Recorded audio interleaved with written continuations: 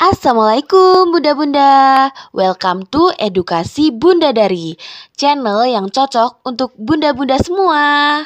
Jangan lupa klik tombol subscribe dan like video ini jika bunda suka ya. Terima kasih. Assalamualaikum, kembali lagi bersama Edukasi Bunda Dari. Halo bunda-bunda yang baik dan cantik. Hari ini Moma akan membahas cerita pengalaman Moma saat keguguran.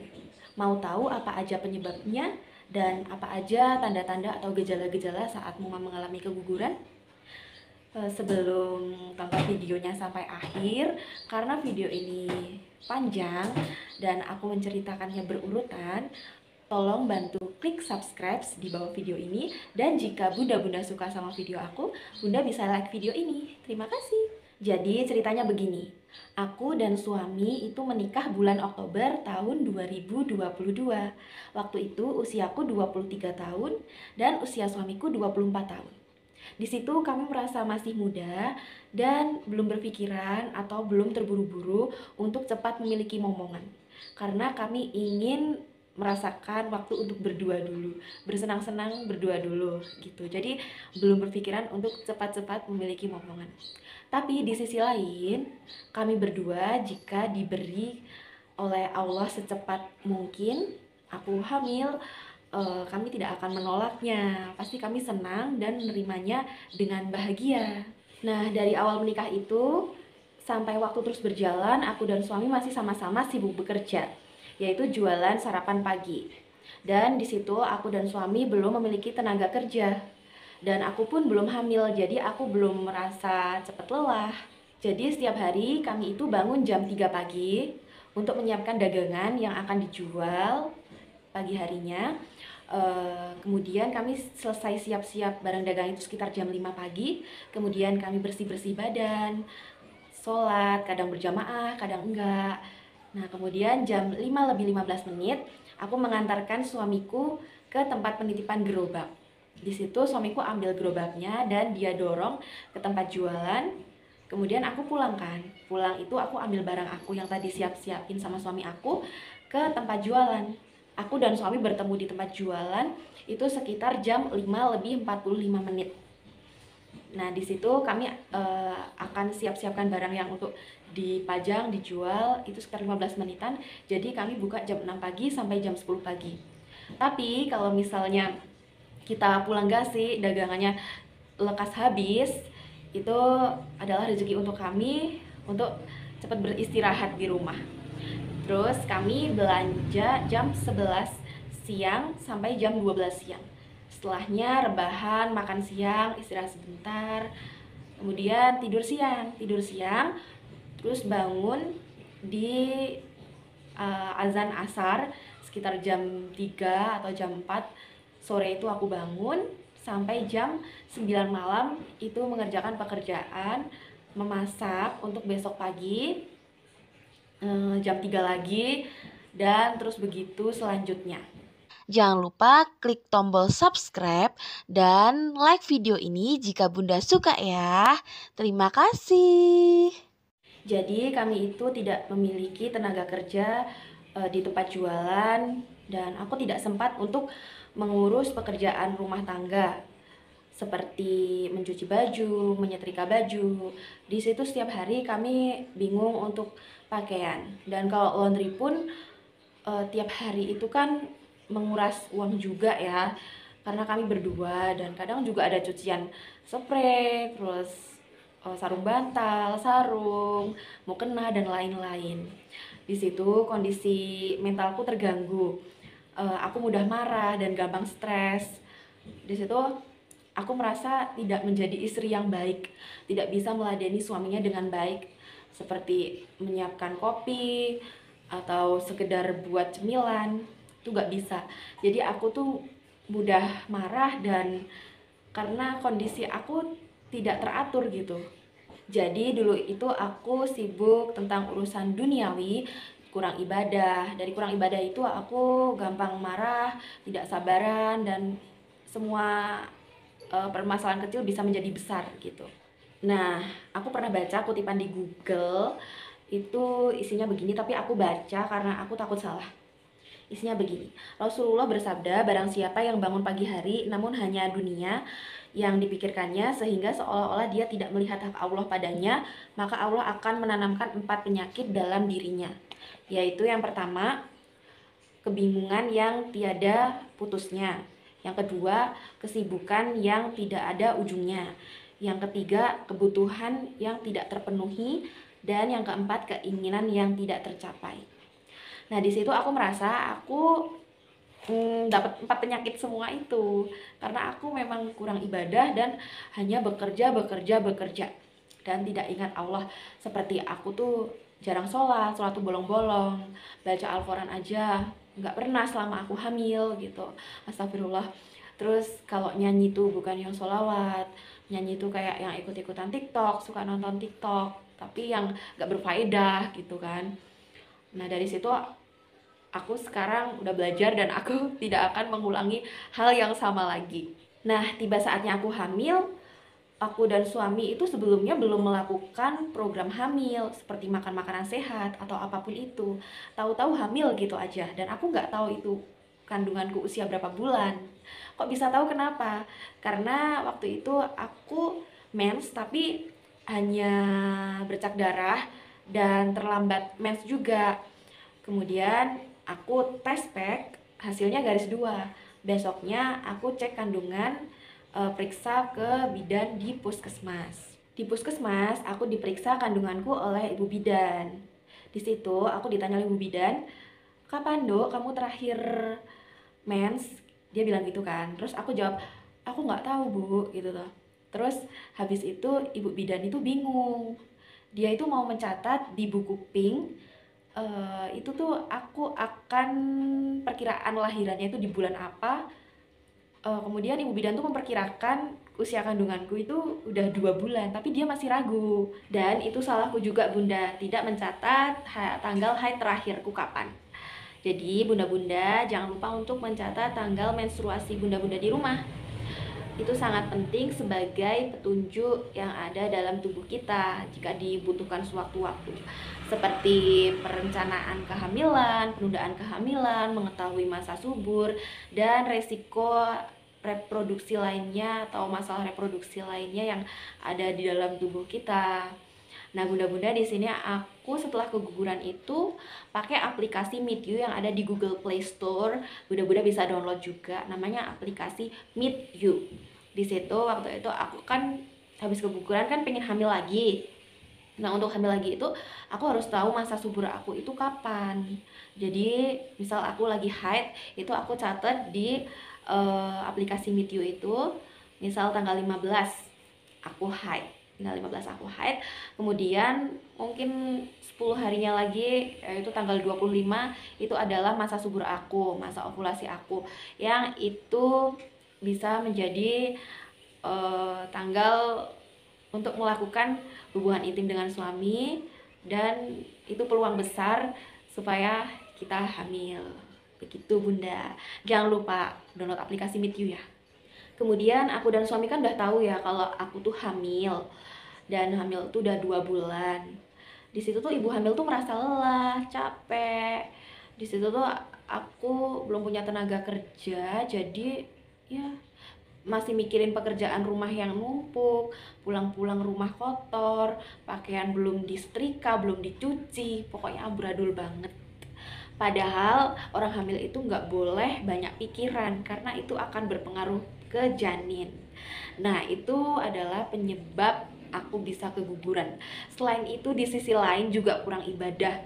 Kurang ibadah tuh bisa bikin emosi, gampang marah sama suami, marah sama ibu.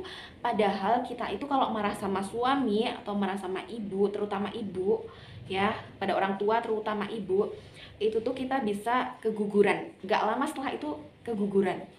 Jadi kita harus berhati-hati banget, harus bisa mengendalikan emosi ketika hamil, harus banyak-banyak bersabar. Makanya itu kita makanya itu kita itu gak boleh lelah tuh, Bunda. Gak boleh lelah, banyak pikiran, stres gitu. Tanggal 27 Mei 2023 itu aku keguguran. Dan waktu keguguran itu datang, tanda-tandanya datang itu saat azan tiba. Seperti azan subuh itu aku keputihan yang banyak. Keputihannya itu warna putih susu gitu, tapi kental. Terus waktu azan duhur itu keputihan tapi ada pink-pinknya gitu loh, merah muda gitu. Waktu azan asar itu keputihan ada darahnya sedikit. Dan aku belum tahu yang namanya bed rest atau istirahat gitu ya, karena aku tidak berpikiran akan keguguran gitu, karena aku berpikir aku sehat, aku sehat, aku sehat. Ternyata tidak. Dan saat azan maghrib itu aku keputihan, keluar darah segar gitu. Jangan lupa klik tombol subscribe dan like video ini jika Bunda suka ya. Terima kasih. Nah, yang paling jelas itu saat azan berkumandang, aku kan bangun tidur. Kemudian tanda-tandanya itu udah kelihatan jelas. Seperti aku merasa perutku tuh sakit, melilit, seperti orang sedang haid gitu. Aku sampai guling-guling di kasur dan minum aja susah, untuk makan aja susah gitu. Jadi suamiku juga udah bangun tidur bareng aku, dia ke dapur, dia siap-siap untuk masak untuk besok jualan. Tapi aku nggak bantu dia dulu gitu. Terus sampailah aku tuh dari asar sampai maghrib tuh cuman tidur-tiduran, nggak ngapa-ngapain, cuman melilit, dan aku cuman pegang perut gini aja, nggak ngapa-ngapain, dan sangatlah sakit, sakit banget. Di situ aku nggak ngerasain itu tanda-tanda keguguran, karena aku tuh nggak tahu kalau itu tuh tanda-tanda keguguran tuh seperti itu gitu. Nah, setelahnya itu azan maghrib itu aku uh, yang paling ngeri itu ya azan maghrib itu aku kan kencing ke kamar mandi, terus aku uh, keluar keluar keputihan itu udah sama darah gitu, udah sama gumpalan-gumpalan gitu. Terus aku panggil suami aku, kan aku panik, aku teriak, mas mas tolong, ini apa toh, kok kok apa darah, kok ada darahnya toh, ini aku kok kok ada darahnya, aku kok men apa gimana toh, ini kan aku lagi hamil gitu. Terus suamiku di situ ikutan panik, dia bilang astagfirullah, kenapa itu sayang gitu toh. Terus suamiku situ udah panik, terus aku bilang gini, aku guguran apa ya gitu toh, terus ini keluar darah kayak gini. Terus tiba-tiba suamiku tuh ambil handphone, langsung telepon adikku, minta tolong adikku untuk antarkan aku ke rumah sakit bersalin, ke dokter narko, dokter yang khusus kandungan spesialis, yang dia tuh udah terpercaya di Magelang. Nah, setelah adikku angkat telepon suamiku itu kan, adikku minta aku yang suruh ke rumahnya aja, karena adikku biar siap-siap ganti baju sekalian gitu kan. Aku jalan kaki paling cuma 3 rumah udah sampai rumah adikku. Di situ aku belum ganti baju, belum pakai jilbab, masih belum pakai kerudung waktu itu. Belum ganti baju juga, bener-bener cuman udah pakai pakaian rumah gitu ke rumah adikku. Terus adikku bilang, nih kak pakai sweater, baju panjang, terus dipakein celana panjang, terus pakai jilbab tuh sama adikku. Dia perhatian banget. Terus dia boncengin aku di sepanjang jalan itu. Aku nangis sambil adikku tanya, kakak kenapa toh? Ah, ini loh dek, keluar darah gitu. Apa aku guguran ya, kayak orang lagi haid gitu loh dek. Nah, di sepanjang perjalanan tuh aku nangis. Aku tuh gak menghiraukan orang lain mau lihat aku nangis sekenceng-kencengnya atau enggak, tuh enggak gitu. Aku udah mikirin diriku sendiri gitu, nanti gimana ini kondisinya, akan terjadi seperti apa setelah ini gitu kan. Terus sesampainya di rumah sakit bersalin, di tempat dokter narko itu, uh, aku di tempat parkiran tuh diarahkan sama Pak Satpam untuk ke front office. Di situ aku temu mbak-mbak front office, ditanyain ada BPJS apa enggak, karena aku di situ belum ngurus BPJS, jadi uh, aku bilang nggak ada BPJS gitu kan. Terus aku langsung diarahkan ke nomor antrian untuk cek ke dokter, tapi aku ini didahulukan karena aku tuh gawat darurat gitu ceritanya. Nah, habis itu masuklah ke ruangan Pak Dokter. Di situ ada alat USG lah, terus banyaklah pokoknya peralatan yang seperti ruangan dokter spesialis kandungan gitu. Terus aku diarahkan untuk berbaring, tidur untuk di USG, dicek. Terus pas dicek itu dokternya kaget lah, tinggal kantongnya sama bawahnya itu ada apa, kepala kepala bayinya tuh kelihatan. Nah, gambarnya seperti ini. Nah, itu tuh aku juga panik kan, wah ini beneran keguguran nih, udah nggak bisa diselamatin lagi gitu kan. Terus akhirnya turun dari kasur yang periksa USG gitu, terus duduk kan di depan dokternya tanya, Mbak suaminya mana gitu. Terus ini kalau bisa dipanggil dulu suaminya. Kemudian kan adikku telepon suamiku kan, telepon suamiku, itu suamiku tuh lagi masak, lagi sibuk masak di dapur itu. Karena kan dia kan nggak sempet nganter aku ke dokter kan, karena memang lagi masak kan, dia lagi sibuk untuk persiapan besok. Di situ suamiku buru-buru pesen ojek online. Terus di perjalanan dia itu minta sama drivernya itu minta ngebut gitu kan. Terus ditelepon-telepon kan sama adikku, Mas udah sampai mana? Oh ya bentar lagi gitu kan. Suamiku datang. Terus aku bilang ke suamiku, suamiku udah sampai kan ke ruangan dokter itu, Mas aku guguran gitu. Terus akhirnya ditanyain Mbak sama Mas itu kerja apa lah, kita sama-sama jualan gitu loh, sama-sama sibuk. Terus aku kalau jualan tuh bawa dandang sama motor, tiap hari tuh bawa motor terus gitu. Padahal kan kalau orang hamil tuh kan eh, harus hati-hati bawa motor ya gitu, kalau bisa jangan bawa motor dulu gitu. Jangan lupa klik tombol subscribe dan like video ini jika Bunda suka ya. Terima kasih. Nah, suamiku itu ditanya sama dokter, ini istrinya boleh kuret atau tidak. Nah, suamiku jawab, kalau kuret bagaimana dan kalau tidak bagaimana.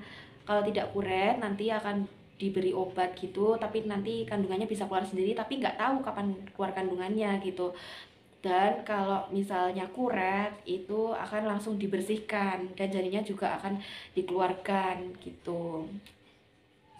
Terus akhirnya suami aku memberi keputusan untuk kuret saja karena agar cepat bersih gitu kan. Terus akhirnya uh, aku dibawa ke ruang operasi. Di ruang operasi itu di situ ada 3 orang, 2 orang perempuan berjilbab dan 1 orang laki-laki. Itu dia tuh bertugas ambil darah aku, ngecek darah, terus habis itu nyuntik aku itu aku nggak tahu kalau itu awalnya suntik bius. Terus habis disuntik itu tiba-tiba aku udah nggak sadarkan diri gitu, dan ternyata itu tuh di bius itu untuk proses berlangsungnya aku operasi kuretase. Jadi di situ tuh operasi kuretase itu nggak lama waktunya, mungkin nggak sampai setengah jam atau nggak sampai 1 jam. Nah terus habis itu aku sadar, aku nggak tahu sadarnya itu jam berapa, pokoknya aku sadar. Di situ sadarnya itu masih remang-remang dan aku hanya mendengar suara. Jadi aku mendengar suara dokter itu tuh bilang kalau ini usia kandungannya tuh udah 4 bulan dan ini jenis kelaminnya laki-laki, udah terlihat jenis kelaminnya. Ternyata dulu, kembali lagi ke cerita yang awal, dulu itu usia kandunganku itu sebenarnya udah masuk ke 3 bulan, bukan 2 bulan. Jadi itu ya Bunda pentingnya untuk mencatat tanggal menstruasi supaya tidak terjadi hal-hal yang kita tidak inginkan. Nah, setelah itu kan dokternya udah jelasin seperti itu, kalau itu kandungannya jenis kelaminnya laki-laki. Terus apa ini usianya udah 4 bulanan sekitar gitu. Dan itu bayinya, maaf, janinnya itu ada di dalam kendi. Nah setelah itu dokternya keluar, di situ cuman ada 1 suster berhijab, ada suamiku, adikku dan temannya adikku di situ. Di situ aku tuh udah sadar, tapi masih remang-remang dan mulutku tuh berbusa. Suamiku tuh mengira aku tuh meninggal gitu. Dia tuh bingung, masa udah ditinggal sama janinnya, ditinggal sama istrinya gitu kan. Dia udah ketakutan, udah panik gitu. Terus situ aku muntah busa, suamiku dikasih apa kayak tatakan muntahan sama mbak susternya. Terus suamiku taruh di sebelah mulutku gitu, terus aku muntah. Udah gitu dimasukkan ke plastik, terus dibuangkan muntahannya. Akhirnya nggak lama aku boleh pulang sama susternya. Paling cuman aku sadar 15 menitan langsung pulang gitu. Pulangnya itu aku naik Grab car sama suamiku, pesan lewat ojek online itu. Nah di perjalanan pulang itu aku sama suamiku tuh bawa kendi berisi janin usia 4 bulan, yaitu calon anakku dan suamiku. Di situ aku sedih banget ya. Aku tuh nggak berpikiran aku akan merasakan pengalaman seperti ini gitu. Terus suamiku bilang, nggak apa-apa ya, nggak apa-apa ya, eh, kamu sabar aja, kita yang ikhlas aja, nanti dapat ganti yang lebih dari Allah kok. Nggak apa-apa, kita malam ini bubuk sama dedeknya kok gitu, di samping kasur nanti dedeknya gitu. Dalam hati itu sedih banget kan, tambah nangis gitu. Aku berharap ini akan jadi anak yang lahir normal, malah bentuknya janin gitu. Jadi sedih banget. Jangan lupa klik tombol subscribe dan like video ini jika Bunda suka ya. Terima kasih. Oh ya, sebelum kita pulang itu tuh suamiku udah ngurus biaya operasinya. Di situ biaya operasinya adalah 3 juta, sekitar 3 sampai 3 juta lebih. Waktu itu tuh bulan Mei 2023 itu 3 juta lebih. Itu biaya operasi kuretasenya. Sesampainya di rumah itu suami tidak melanjutkan masak. Dia tiduran di samping aku dan berantakan semua, masalah di dapur. Aku masih ingat itu. Santan yang harusnya kita udah masak ternyata gagal, semua modal untuk besok itu terbuang habis. Akhirnya aku sama suami tidurlah di samping, cuman bisa nangis berdua. Di situ aku banyak mengeluh, kesakitan perutnya. Terus aku minta tolong suamiku, minta dibuatin teh, terus akhirnya minta tolong dipijitin. Suamiku nggak bisa tidur, pokoknya itu sampai jam 12 malam aku sama suamiku nggak bisa tidur. Bangun-bangun aku masih ngeliatin kendinya, di dalam ada janinnya, aku foto gitu. Kayak sedih banget gitu, anak yang akan kita tunggu-tunggu akan jadi manusia ternyata malah gugur gitu kan. Nah, besoknya itu pagi jam 10 pagi itu kami sekeluarga itu mengundang keluarga-keluarga dekat untuk sholat jenazah. Jadi janin itu yang udah ditiupkan ruh, yaitu 4 bulanan itu kan udah ditiupkan ruh, itu udah dianggap seperti manusia. Jadi ya disolatkan, dikafankan, terus dimakamkan dengan layak seperti manusia yang sudah jadi manusia gitu. Kemudian malamnya ada pengajian. Nah, pengajian tuh lebih sedih ya, karena ada Bapak Ustadz yang ceramah tentang bayi itu katanya akan masuk surga, gimana gitulah, pokoknya banyak.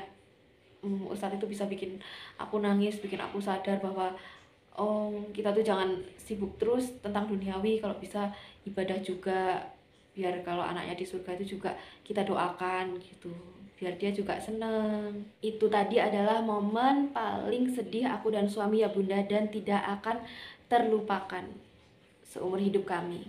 Kami akan mengambil pelajaran dari itu, dan kami akan belajar untuk menjadi suami istri yang lebih baik.